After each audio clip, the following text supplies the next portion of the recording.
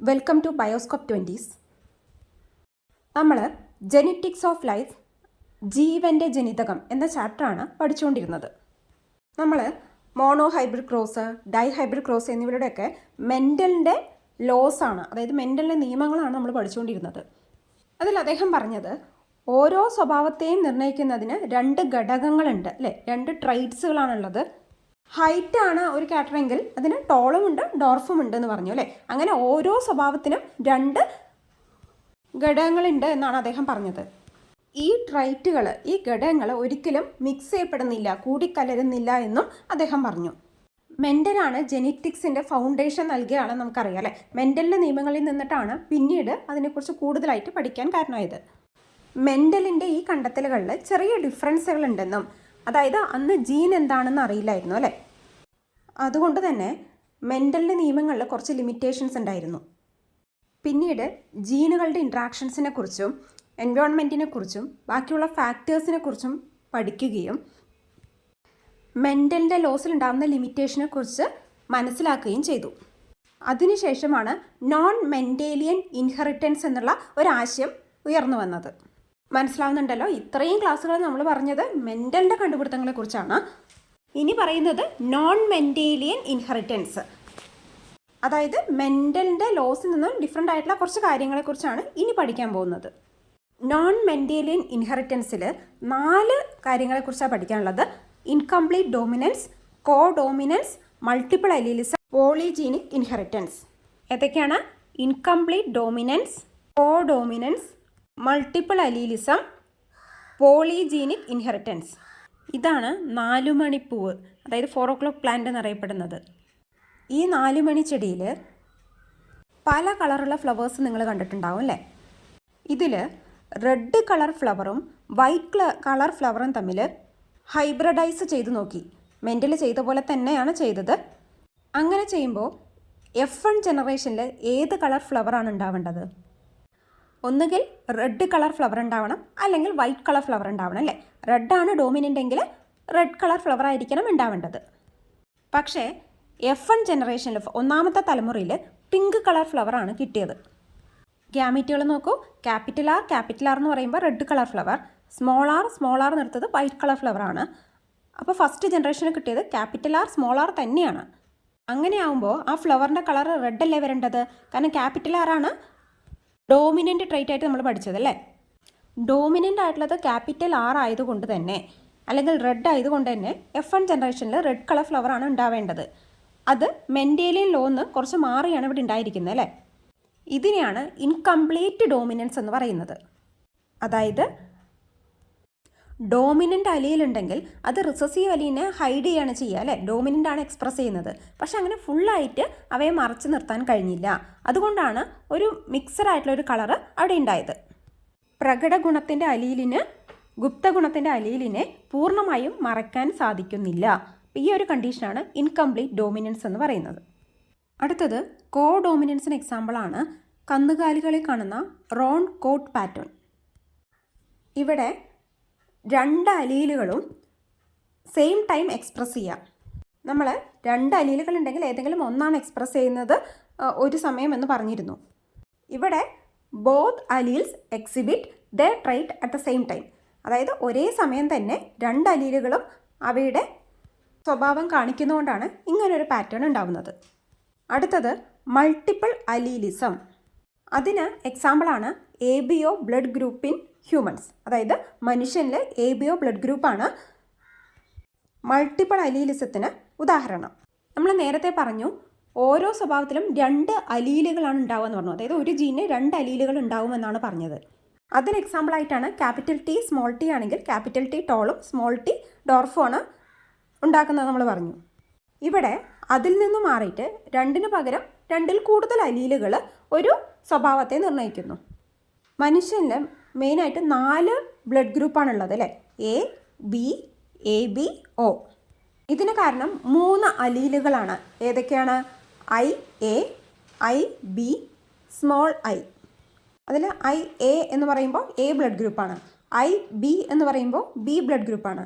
IAയും Bയും വന്നു കഴിഞ്ഞാൽ AB blood ഗ്രൂപ്പാവും. Small ഐൻ്റെ വരുന്നത് O ബ്ലഡ് ഗ്രൂപ്പാണ്. അത് ഇത്രയും മനസ്സിലാക്കി വെച്ചാൽ മതി. ABO ബ്ലഡ് ഗ്രൂപ്പ് ഹ്യൂമണിലുള്ളതിന് കാരണം മൾട്ടിപ്പിൾ അലീലിസമാണ്. അതിനെക്കുറിച്ച് കൂടുതലായിട്ട് ഹയർ ക്ലാസ്സുകളിൽ പഠിക്കും. അടുത്തത് പോളിജീനിക് ഇൻഹെറിറ്റൻസ്. നമ്മൾ വേറൊരു കാര്യം കൂടി പഠിച്ചിരുന്നു. ഒരു സ്വഭാവത്തെ നിർണ്ണയിക്കുന്നത് ഒരു ജീനാണെന്ന് പറഞ്ഞിരുന്നു. ഹൈറ്റിനെ നിർണ്ണയിക്കുന്ന ഒരു ജീൻ ഉണ്ടെങ്കിൽ അതിൽ 2 അലീലുകളുണ്ട് എന്നൊക്കെയാണ് നമ്മൾ പഠിച്ചത്. പക്ഷേ അതിൽ നിന്നും ഡിഫറൻ്റ് ആയിട്ട് നമ്മുടെ സ്കിൻ കളർ, ത്വക്കിൻ്റെ നിറമുണ്ടല്ലോ, നല്ലോണം വൈറ്റ് ആയിരിക്കാം, ബ്ലാക്ക് ആയിരിക്കാം, ഒരു ഇൻ്റർമീഡിയറ്റ് ആയിട്ടുള്ള കളർ ഉണ്ടാവാം. അങ്ങനെ പല കളറിൽ, വൈറ്റിൽ തന്നെ പല ടൈപ്പ് വൈറ്റ് ഉണ്ടാവാം, ബ്ലാക്കിൽ തന്നെ പല വേരിയേഷൻസ് ഉണ്ടാവാം. ഇതിന് കാരണം മെലാനിൻ്റെ ഉൽപ്പാദനത്തിലുണ്ടാവുന്ന ഡിഫറൻസസ് ആണ്. അതായത് മെലാനിൻ്റെ അളവ് കൂടുകയും കുറയുകയും ചെയ്യുമ്പോഴൊക്കെയാണ് ഈ കളറിൽ ഡിഫറൻസ് ഉണ്ടാവുന്നത്. മെലാനിൻ്റെ ഉൽപ്പാദനം കൂടുമ്പോൾ കുറച്ചുകൂടി ഡാർക്ക് ഷെയ്ഡിലോട്ട് പോകും.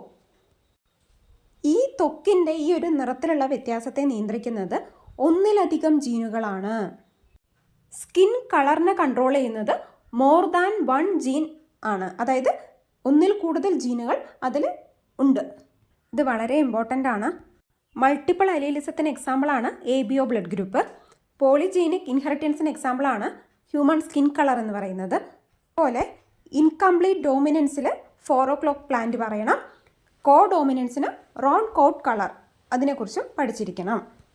മെലാനിൻ എന്ന് പറയുന്ന പിഗ്മെൻ്റാണ് നമ്മുടെ കളറിലുള്ള ചേഞ്ചസിന് കാരണം എന്ന് പറഞ്ഞല്ലോ. നമുക്കറിയാം ഓരോ രാജ്യത്തിലെയും ആളുകളുടെ കളറിൽ തമ്മിൽ ഒരു വേരിയേഷൻ ഉണ്ടാവും അല്ലേ. നമ്മുടെ കൺട്രിയിലുള്ള ആൾക്കാരുടെ കളറും അമേരിക്കയിലുള്ളതും ആഫ്രിക്കയിലുള്ളതും തുടങ്ങി എല്ലാ കൺട്രീസും നമ്മൾ നോക്കുകയാണെങ്കിൽ കളറിൽ വേരിയേഷൻ ഉണ്ടാവും. നമ്മൾ ഏതു പ്രദേശത്ത് ജീവിക്കുന്നു എന്നുള്ളത് നമ്മുടെ കളറിനെ ഡിറ്റർമൈൻ ചെയ്യുന്ന ഒരു ഫാക്ടറാണ്. സിമ്പിളായിട്ട് നിങ്ങൾ തിങ്ക് ചെയ്യുക. നല്ലോണം ചൂട് കൂടുതലുള്ള പ്രദേശങ്ങളിലുള്ള ആൾക്കാർക്ക് കുറച്ചുകൂടി ഡാർക്ക് ഷെയ്ഡായിരിക്കും വരിക. തണുപ്പുള്ള രാജ്യങ്ങളിലാണെങ്കിൽ കുറച്ചുകൂടി വൈറ്റ് ആയിരിക്കും അവരുടെ സ്കിൻ ടോൺ. അത് നമ്മുടെ ഒരു പ്രൊട്ടക്ഷന് വേണ്ടിയിട്ടും നമ്മുടെ ഒരു അഡാപ്റ്റേഷന് വേണ്ടിയിട്ടുമാണ് അങ്ങനെ ഒരു പാറ്റേൺ വരുന്നത്. അപ്പോൾ ഈ ഒരു ജിയോഗ്രഫിക് റീജിയൻ അനുസരിച്ചിട്ട് നമുക്ക് പല ജെനറ്റിക് വേരിയേഷൻസ് ഉണ്ടാകുകയും ഒരു അഡാപ്റ്റേഷൻ എന്നുള്ള നിലയിലാണ് ഇങ്ങനെ കളറിൽ ചേഞ്ചസ് ഉണ്ട്. സൺലൈറ്റ് മാത്രമല്ല, നമ്മുടെ ഡയറ്റ്, വൈറ്റമിൻ ഡി പോലുള്ള പല ഫാക്ടേഴ്സ് നമ്മുടെ കളറിനെ സ്വാധീനിക്കുന്നുണ്ട്. പാരൻസിൽ നിന്ന് കുട്ടികളിലോട്ട് കിട്ടുന്ന സ്വഭാവ സവിശേഷതകളുണ്ടല്ലോ, അത് ഒന്നു തന്നെ ആയിരിക്കണം എന്നില്ല. അതായത് അച്ഛനമ്മയെ പോലെ തന്നെ ആവണം എന്നില്ല കുട്ടി. പലതരത്തിലുള്ള മാറ്റങ്ങൾ അവർക്കുണ്ടാവാം. അതിനുള്ള റീസൺ എന്താണെന്ന് നോക്കാം. നിങ്ങൾ മിയോസിസ് അല്ലെങ്കിൽ ഊനഭംഗം എന്ന് കേട്ടിട്ടുണ്ടാവും അല്ലേ. അതൊരു സെൽ ഡിവിഷനാണ് അല്ലേ. നമ്മൾ സെൽ ഡിവിഷൻ പഠിച്ചിട്ടുണ്ടാവുമല്ലോ. ഇത് ഗാമീറ്റ്സിൻ്റെ ഫോർമേഷന് വേണ്ടിയിട്ട് ഹെൽപ്പ് ചെയ്യുന്ന ഒരു സെൽ ഡിവിഷനാണ്. ഈ മിയോസിസ് നടക്കുന്ന സമയത്ത് മിയോസിസിൻ്റെ ഫസ്റ്റ് ഫേസിൽ ക്രോസിംഗ് ഓവർ എന്ന് പറയുന്ന ഒരു പ്രോസസ്സ് നടക്കുന്നുണ്ട്. അതെന്താണെന്ന് നോക്കാം. പാരൻസിൽ നിന്നും വരുന്ന ഈ ഐഡൻറ്റിക്കൽ ക്രോമസോമുകൾ ഫസ്റ്റത്തെ പിക്ചറിൽ കാണുന്നുണ്ടാവും അല്ലേ. പാരൻസിൽ നിന്ന് വന്ന ക്രോമസോമുകളാണ് ആ 2 കൊടുത്തിരിക്കുന്നത്. ഒരേപോലുള്ള 2 ക്രോമസോമുകളുണ്ട്. ഇവ പരസ്പരം ജോഡി ചേരും. അവർക്ക് പെയറിംഗ് സംഭവിക്കും. 2 ക്രോമസോമുകളും കൂടി ചേരുമ്പോൾ അങ്ങനെ ആ പെയറിംഗ് നടക്കുന്ന ആ ഒരു പോയിൻ്റാണ് കയാസ്മ എന്ന് പറയുന്നത്. എന്താണ്? ആ പോയിൻ്റ് ഓഫ് കോണ്ടാക്റ്റ് ആണ്. ഈ പെയറിംഗ് ഓഫ് ക്രോമസോം നടക്കുമ്പോൾ ആ പോയിൻ്റ് ഓഫ് കോണ്ടാക്റ്റിനെയാണ് കയാസ്മ എന്ന് പറയുന്നത്. ക്രോമസോമിൻ്റെ ഈ ക്രൊമാറ്റിഡ്സ് ഈ കയാസ്മ എന്ന് പറയുന്ന പോയിന്റിൽ വെച്ച് അത് ബ്രേക്ക് ആവും. എന്നിട്ട് അവിടെയുള്ള സെഗ്മെൻറ്റുകൾ അങ്ങോട്ടും ഇങ്ങോട്ടും എക്സ്ചേഞ്ച് ചെയ്യും. ഇങ്ങനെയുള്ള എക്സ്ചേഞ്ച് എന്ത് ചെയ്യും? റീകോമ്പിനേഷന് കാരണമാവും. Recombination of alleles. ഒന്നുമില്ല, നിങ്ങളിത് മനസ്സിലാക്കുക. റീകോമ്പിനേഷൻ നടക്കുമ്പോഴാണ് പാരൻറ്റിൽ നിന്ന് ഡിഫറെൻ്റ് ആയിട്ട് കുട്ടികളിൽ പുതിയ സ്വഭാവങ്ങൾ ഉണ്ടാവും. ഫസ്റ്റ് ഉണ്ടായ പോലെയായിരുന്നു ആ ക്രോമസോമുകൾ ലാസ്റ്റ് ഉണ്ടാകുന്ന ആ കളറുകൾ അങ്ങോട്ടും ഇങ്ങോട്ടും മിക്സ് ആയത് കാണുന്നില്ലേ? ഇതിന് റീകോമ്പിനേഷൻ എന്നാണ് പറയുക. മനസ്സിലാവുന്നുണ്ടോ? സമരൂപ ക്രോമസോമുകൾ എന്ന് വെച്ച് കഴിഞ്ഞാൽ ഒരുപോലുള്ള ക്രോമസോമുകൾ മാതാപിതാക്കളിൽ നിന്ന് ലഭിക്കുന്നവ പരസ്പരം ജോഡി ചേരുന്നു. അങ്ങനെ ആ ജോഡി ചേരുന്ന ഭാഗത്തെ കയാസ്മ എന്ന് പറയും. അവിടെ വെച്ച് ക്രൊമാറ്റിഡുകൾ, ആ സെഗ്മെൻറ്റുകൾ മുറിഞ്ഞു മാറുകയാണ് ചെയ്യുന്നത്. അത് എന്നിട്ടൊരു പുതിയ കോമ്പിനേഷൻ ഉണ്ടാക്കും അല്ലേ. നോക്കൂ, മിക്സ് ചെയ്ത് കളറ് മിക്സഡ് ആയിട്ട് കാണുന്നില്ലേ? അപ്പോൾ ഇങ്ങനെ അലീലുകൾക്ക് പുനഃസംയോജനമാണ് നടക്കുക. ഇത് സന്താനങ്ങളിൽ പുതിയ സ്വഭാവം പ്രത്യക്ഷപ്പെടാൻ കാരണമാകും. മനസ്സിലാവുന്നുണ്ടോ? ഇതാണ് ക്രോസിംഗ് ഓവർ എന്ന് പറയുന്നത്. ഇങ്ങനെ ഈ ഒരു എക്സ്ചേഞ്ചിനെയാണ്, ക്രോമസോമുകൾ മുറിഞ്ഞു മാറി പരസ്പരം അങ്ങോട്ടും ഇങ്ങോട്ടും കൈമാറുന്നില്ലേ, ഇതിനെ തന്നെയാണ് ക്രോസിംഗ് ഓവർ എന്ന് പറയുന്നത്. ഇൻഡിക്കേറ്റേഴ്സ് നോക്കാം. ക്രോസിംഗ് ഓവർ നടക്കുന്നത് ഏത് ഫേസിലാണ്? ഫസ്റ്റ് ഫേസിലാണ് ക്രോസിംഗ് ഓവർ നടക്കുന്നത് അല്ലേ. Process of crossing over. എങ്ങനെയാണ് ഈ പ്രക്രിയ നടക്കുന്നത്? ഹോമോലോഗസ് ക്രോമസോംസ് പെയർ ചെയ്യും അല്ലേ, സമാന ക്രോമസോമുകൾ ജോഡി ചേരുന്നു, കയാസ്മ രൂപപ്പെടുന്നുണ്ട്, അവിടെ നിന്ന് ഭാഗങ്ങൾ മുറിഞ്ഞു മാറുന്നു, അങ്ങനെ പുതിയൊരു ജീൻ കോമ്പിനേഷൻ ഉണ്ടാവും. വേരിയേഷൻ ഉണ്ടാക്കാൻ ക്രോസിംഗ് ഓവർ ഹെൽപ്പ് ചെയ്യുന്നു എന്നറിയില്ലേ?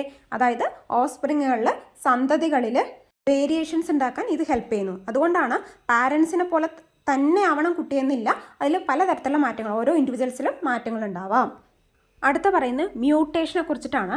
മ്യൂട്ടേഷൻ എന്ന് പറയുന്നത് sudden heritable change in genetic constitution of an organism. അതായത് ഒരു ജീവിയുടെ ജനിതക ഘടനയിൽ ആകസ്മികമായിട്ട് പെട്ടെന്നുണ്ടാവുന്നതും അടുത്ത തലമുറയിലോട്ട് കൈമാറ്റം ചെയ്യപ്പെടുന്നതുമായിട്ടുള്ള ചേഞ്ചസിനെയാണ് മ്യൂട്ടേഷൻ എന്ന് പറയുന്നത്. മ്യൂട്ടേഷൻ എന്തൊക്കെ കൊണ്ടായിരിക്കാം ഉണ്ടാവുക?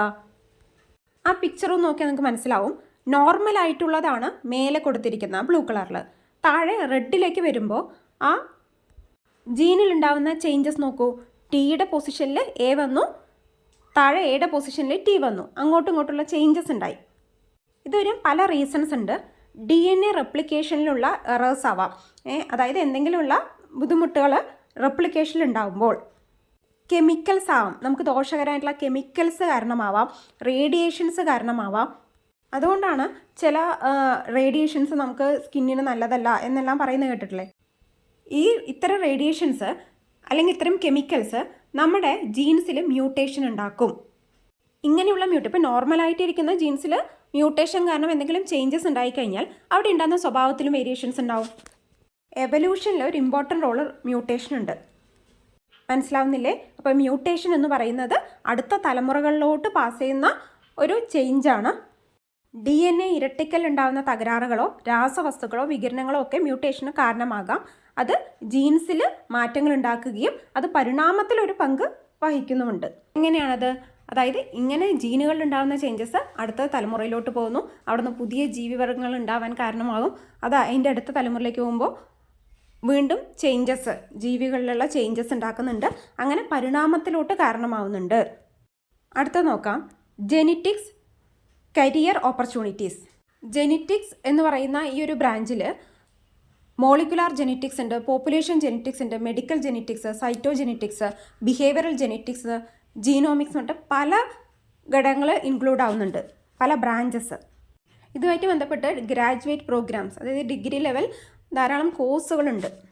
അതിൻ്റെ റിലേറ്റഡ് ആയിട്ടുള്ള ഫീൽഡാണ് ഈ ബയോടെക്നോളജി, ബയോ ഇൻഫോർമാറ്റിക്സ് എന്നൊക്കെ പറയുന്നത്.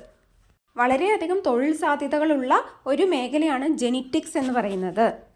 ജെനറ്റിക്സ് എപ്പോഴും വികസിച്ചുകൊണ്ടിരിക്കുന്നൊരു ബ്രാഞ്ചാണ്, ഡെവലപ്പിംഗ് ആണ്. കാരണം നമ്മുടെ ജീവിതത്തിൽ ഓരോ കാര്യങ്ങൾ കണ്ടെത്തുന്നതിനും അതിൻ്റെ ഹെറിഡിറ്റി, പല അസുഖങ്ങൾ, പല മുന്നേറ്റങ്ങൾ എല്ലാം ജെനറ്റിക്സുമായി ബന്ധപ്പെട്ട് കിടക്കുന്നതാണ്. അല്ലെങ്കിൽ ജെനറ്റിക്സ് വഴി കണ്ടുപിടിക്കുന്ന പല ഫാക്ടേഴ്സ് നമ്മൾ നമ്മുടെ ലൈഫിൽ യൂസ് ചെയ്യുന്നുണ്ട്. ജീവൻ്റെ രഹസ്യങ്ങൾ അനാവരണം ചെയ്യുന്ന ശാസ്ത്രശാഖയാണ് ജനിതക ശാസ്ത്രം. ഇത്രയും കാര്യങ്ങൾ നിങ്ങൾക്ക് മനസ്സിലായി എന്ന് വിചാരിക്കുന്നു. നിങ്ങൾക്ക് ഈ ക്ലാസ് മനസ്സിലാവുന്നുണ്ടെങ്കിലോ അല്ലെങ്കിൽ ഇതിലെന്തെങ്കിലും ഡൗട്ടുകൾ ഉണ്ടെങ്കിലോ അതെല്ലാം കമൻറ്റ് ചെയ്യുക. ഇനിയുള്ള ക്ലാസ്സുകൾക്കായിട്ട് ബയോസ്കോപ്പ് 20s എന്ന ഈ ചാനൽ ലൈക്ക് ചെയ്യുക, ഷെയർ ചെയ്യുക, സബ്സ്ക്രൈബ് ചെയ്യുക. Thank you.